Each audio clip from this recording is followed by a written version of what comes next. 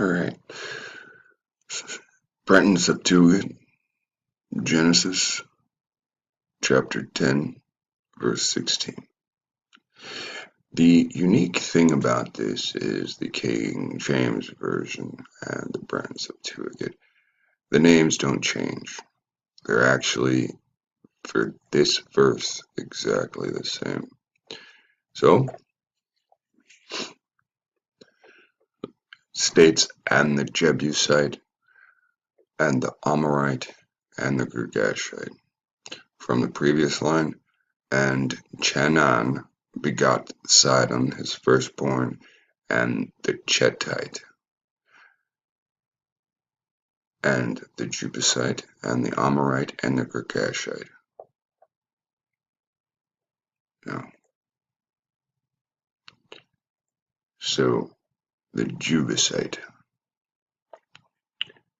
Now, when we search down what Jebusite is, we must always remember that the letter J is a recent creation to the English language. And we just type in the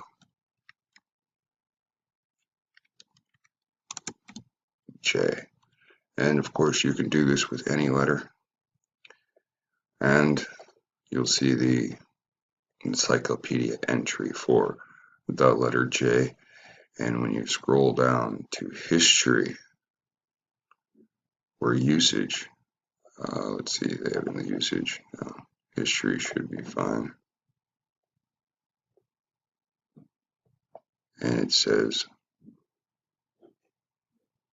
that it was created by Gian Giorgio Trissino in 1478 through 1550 was his lifespan. It went into usage in 1524. So when we look at the scripture for Jebusite, we're not going to find anything that goes back past 1524 for Jebusite. So it's more important for us to push the J aside and look for an alternative form of the spelling. Now, it is very interesting what you get from looking for Jebusite. When you start with the beginning of the alphabet, you will find things. Let me see if I can find it for you real quick.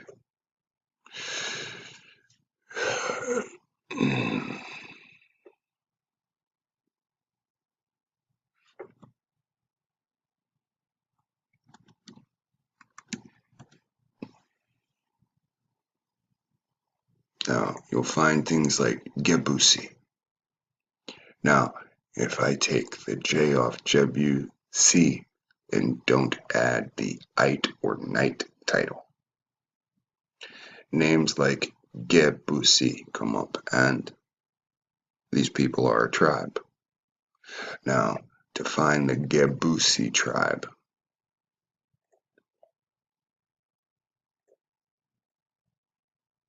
while I'm looking for Jebusite, it would make sense if I saw these people, saw that it was a tribe.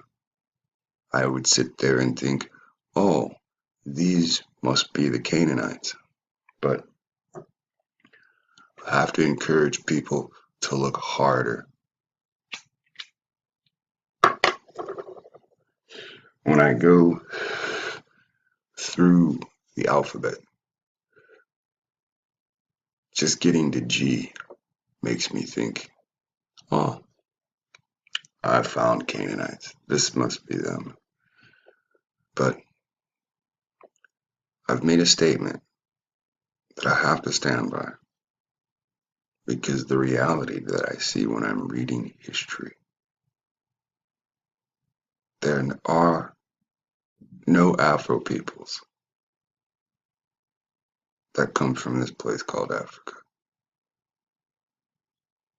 So that's when I dug harder. I said, I'm not going to fall for this. I'm going to find them. So from Jebusite, it got me to Ebisu. Now here you can see the word Jebusite. Ebisu. And you can see it is spelled differently. Now, as we take the Y off, we stumbled across Ebisu. Ebisu. Now, while hunting Ebisu, we came across a god of Japanese mythology, a neighborhood in Japan, a train station, a brand of beer, and we even found an alternative pronunciation of the Emish people who lived in northern Honshu, Japan. Honshu. So we're going to start to look through this. Now, the Ebisu people, also called the Jebusite. So this actually gives us the biblical name, as long as we respect the year that the letter J was actually created. Then we're actually looking at the Jebusite or Jebusite. Now it states, see historical Kana on ornithology. Now I can't help that when we look up the Indians, it says Canada. When we look up the Japanese people, it say what? Kana. Same difference, right? Alright. Now you see it's called Hiruko. Okay, the historic Kana anthology is called Hiruko, or Kotoshiro Nushi no Kami. Now remember, Kami, we have the Nomaki from them. So look at this. Ebisu is the Japanese god of fishermen and luck. He is one of the 7 gods of fortune, and only one of the 7 to originate purely from Japan without Hindu or Chinese influence. Did we not look up the previous Canaanite and see that it led to these Hindu areas? India. Now, Ebisu's origin. Now remember, this is just about a demon, okay? This is just about a demon. Its origin came to be tied together with that of Hiroku, the first child of Izanji and Izami, born without bones, or in some stories without arms or legs. Okay, so somebody birthed a torso, and because of its lack of bone structure or extremities, they called it a god. And then they have a legend about it, and blah, blah, blah, blah, blah. Now, the cultural reference,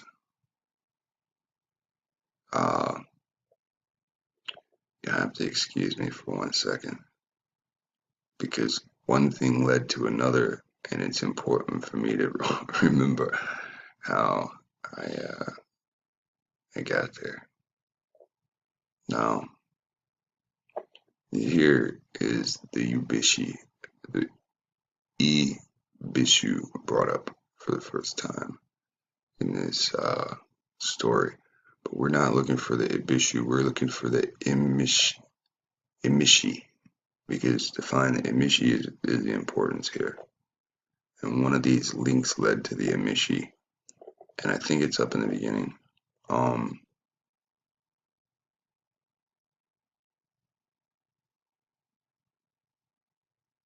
can't remember. Let me go back one. Here we have. This is where we do it. The Ebisu, an alternate pronunciation of the Emishi people who lived in Hansho, Japan. So this is where we go to Emishi at this point. We go to the Emishi, or Ebisu, is a group of people who lived in northeastern Honshu, which referred to the Michi no Uko in contemporary sources. The origin of the Emishi is unknown. Well, the Emishi are the Ebisu. The Ebisu are the Jebu, or Jebusite. Their origin is not unknown. It's easy to find their origin. It's called a Bible. They are believed to descend from the Jamon group, or Jamon people. The first mention of them is in literature, dates to 400 AD, in which they are mentioned as the hairy people. Now, this is them. Here's the Prince Shotoku, and here's the hairy people right down here. So when we click on that image, you can see one people group was wearing clothes tailored. The other people groups, it's more of a bush-like people.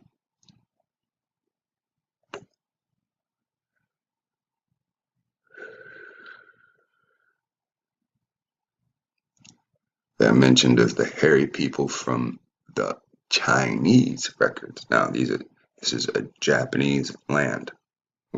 They're mentioned as hairy people with Chinese records.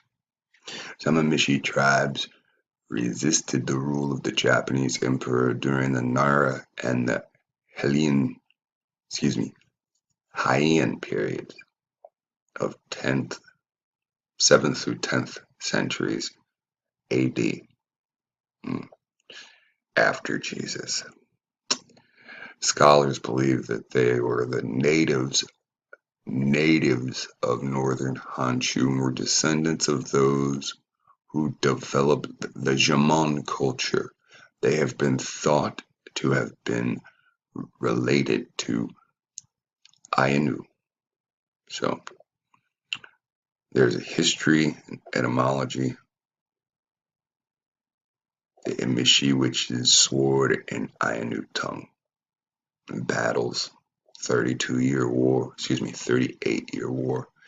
Now there's all sorts of things here if you want to learn more about the Jebusite, or the Jebusite, or the Ebisu, or the Emishi, which are all names that you can clearly see that they go under. And this is why I show you on screen. So if you later show other people, you have the complete path to find these. It said that they were part of the Ataji Echi. Alright, so the Shaman people and the Eshi. Okay, so when reading this, the Eshi comes up. So wherever it's on this page, so we go back up and it's the Echi. In modern Japan, it's called upon characters principally referred to the kanji. Now you see this has to do with what we call Cham today. Instead of Chanan, we call him Kanan. And you can see the Khan, right? Khan changes to Can. In some lands, Can changes to K-A-N. You're dealing with a different people group, so you're dealing with a different suffix, kanji, right?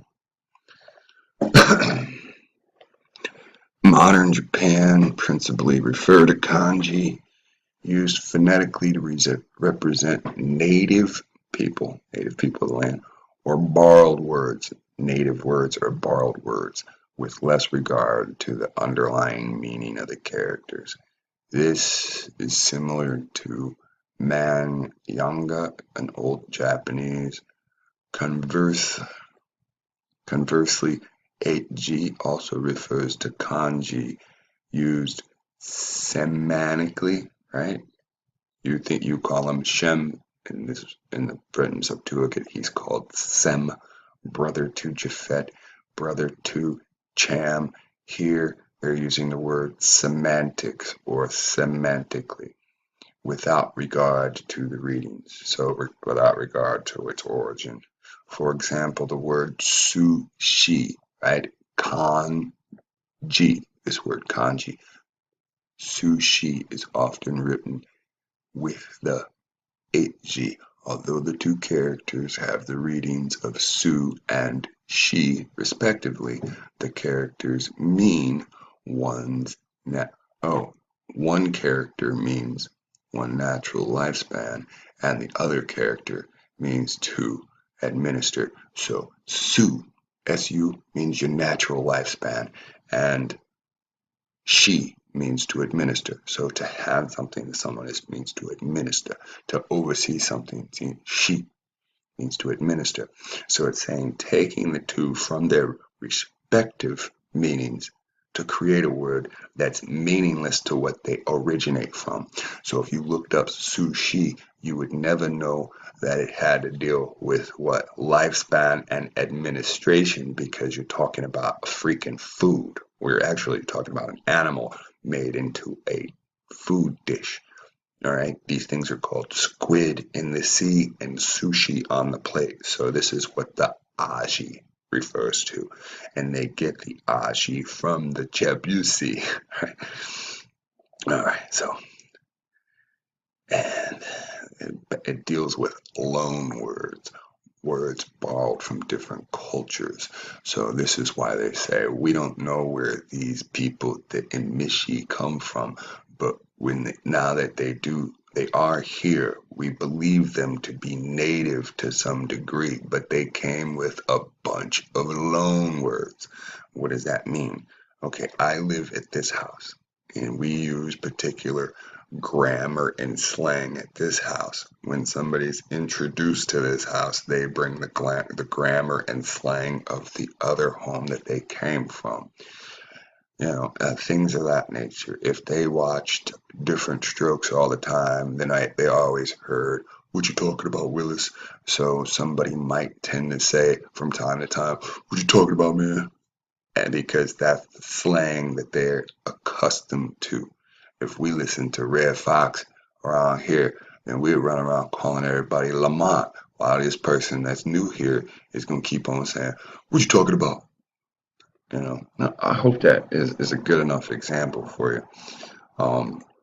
If lifespan and administration is not good enough for the word sushi, uh, when we go to this word kana that's being used, it is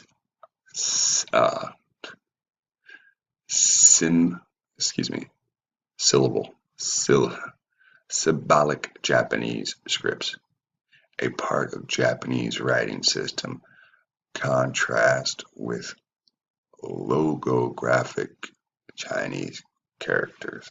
So kind of the same thing as aji. All right, the character comes from one thing historically and tends to carry the same meaning when it's used, but it's used with this word, that same meaning ain't carried over. It doesn't carry its root meaning at that point. So this is what they call kana. So you have a people groups that are relatively considered native to Japan, but these Japanese people say that, even though they're native to there, they don't know where they're from. And they bring a bunch of loan words from different cultures. So there are 3 kana scripts. There are 3 types formerly known as the women's script, modern angular katakana, and the old Sibyllic use of kanji known as Manyogana. That was ancestral to both. And then there's Hetiyagata, a variant of kana. Now, you can see this as just variants of Canaanite writing. Now, don't forget, the Chinese are Canaanites, so it's not hard to figure in that the Japanese are Canaanites. Now, these Japanese came to this land later than the other Canaanites. And this is why that they argue that these other people, they say they're native, but they don't know where they're from. If you're native from somewhere, you're saying they're from right there. If you sit there and say they're native, but we don't know where they're from, you're saying when we arrived to this land, they were here, but they ain't from this fucking land. That's what you're saying. And that's fine, because reading this Bible, it shows us where they're from. There's no argument. Now, it said that these people were a combination of, we go back here, it says they're a combination of the Ani people and the Jamon. So we're going to open up Jamon people and Ani. Now the Ani people, Anu people, right? So there's a lot of people that sit there and say that Anu is part of the Anunnaki. So is this Anu? Anu? The historical Japanese text, the Emish Jebusite, or Anu, are an indigenous peoples of Japan. They're formerly of the northeastern Honshu area and of Russia. Now, have anybody ever seen Japan? Now, I'm going to show you how come this doesn't make sense. Now, here we're just going to type in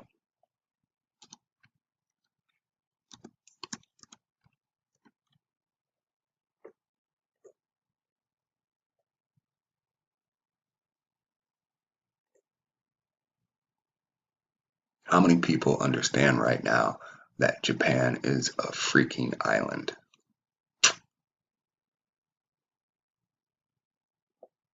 Everybody see Russia right there?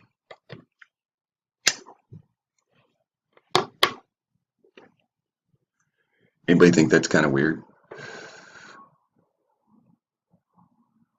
This is mainland Japan.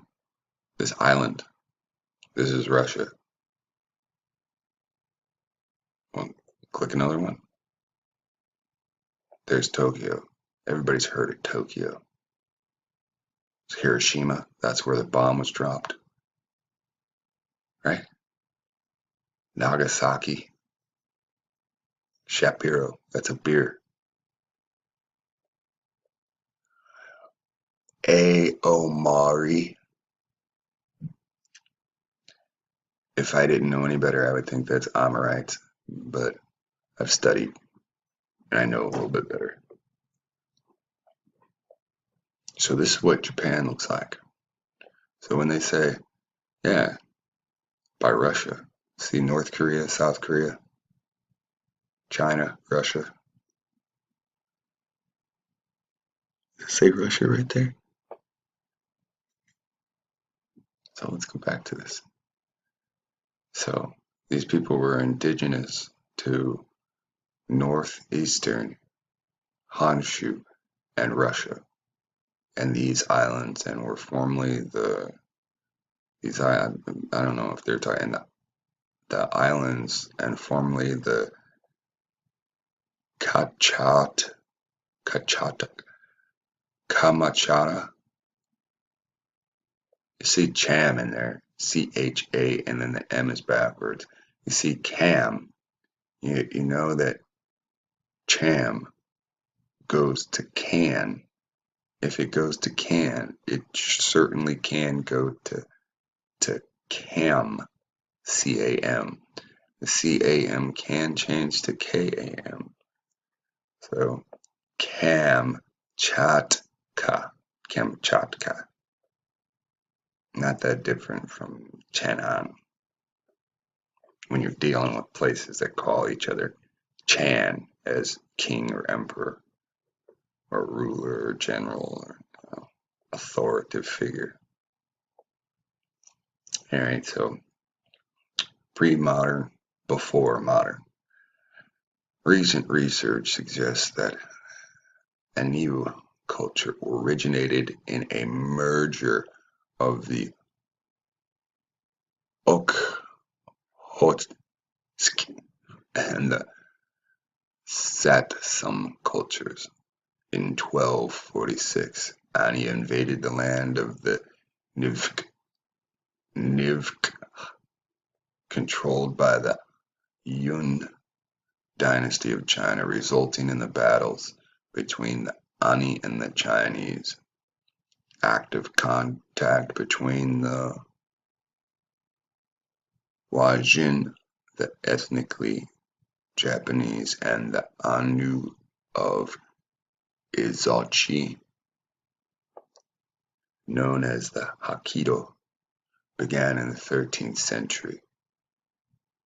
The Ani formed a society of hunter-gatherers living mainly by hunting and fishing, and the people followed a religion based on natural phenomena. Okay, so here you see they exist. Here you see where they exist.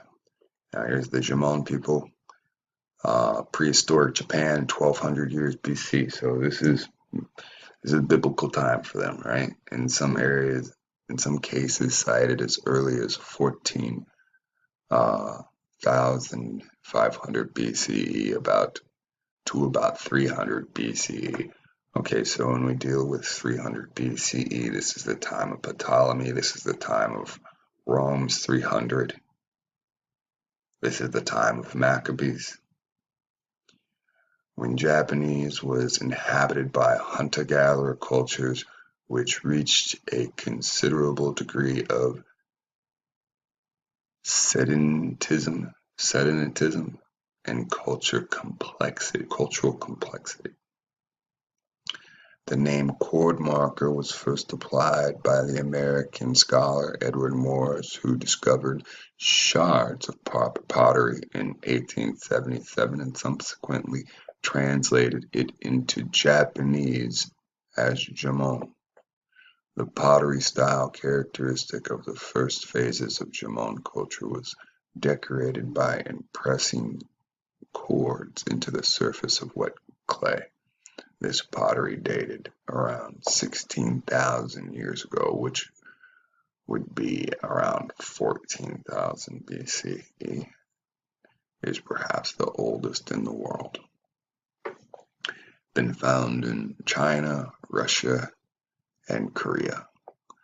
The period was rich in tools and jewelry made from bone, stone, shell, antler, pottery figurines and vessels, and lacquered wood. The Jemon culture is often compared to pre-Columbian cultures of Pacific Northwest North America because in both religions and cultures complexity developed within a primarily hunter-gathering context with limited use of horticulture. Now, I want you to take in mind that, they bring up at the end that they can only compare this to where you niggas were from. We can only compare this with pre-Columbia America. All right, so then you have the Emishi people, right?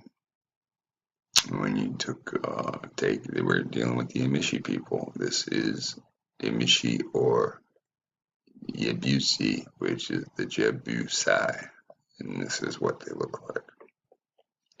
Now, again, they are in Japan. No, they don't all look Japanese.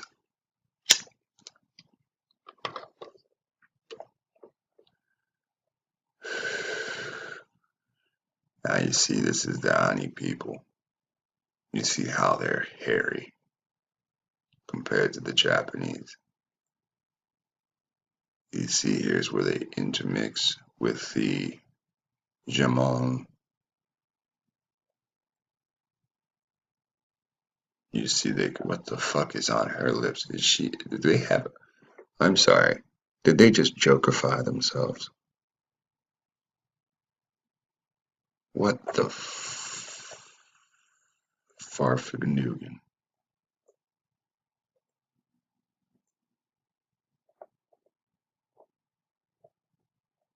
Joker's wild boys. These women jokerify themselves. Look at this chick's frowning, and she's got a permanent smile on her fucking face, dude. Why won't this get any bigger? That's pissing me off.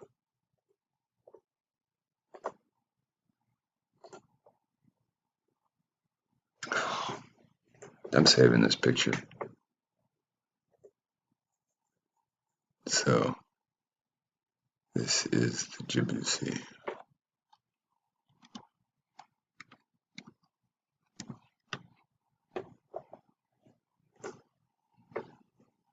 Ani people. Now, here's other pictures. And you can see how you compare them to the average Japanese person, that they are, as they stated, hairy. Technically, they look exactly like the drawn picture of them over here. Neil, where can I find that picture at, boys and girls? Right here.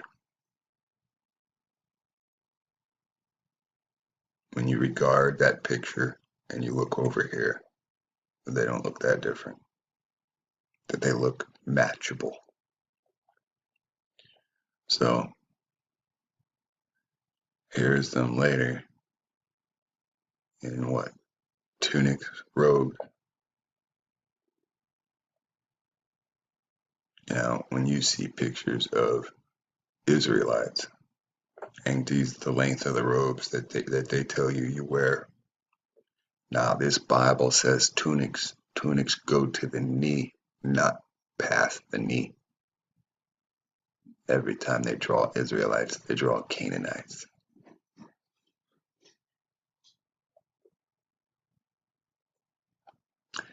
When you try to look up Mishi or Emishi,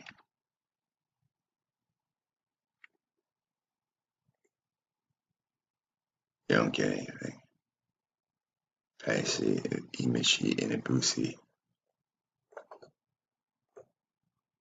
And you see, sometimes etymology works for you, and sometimes you don't find anything.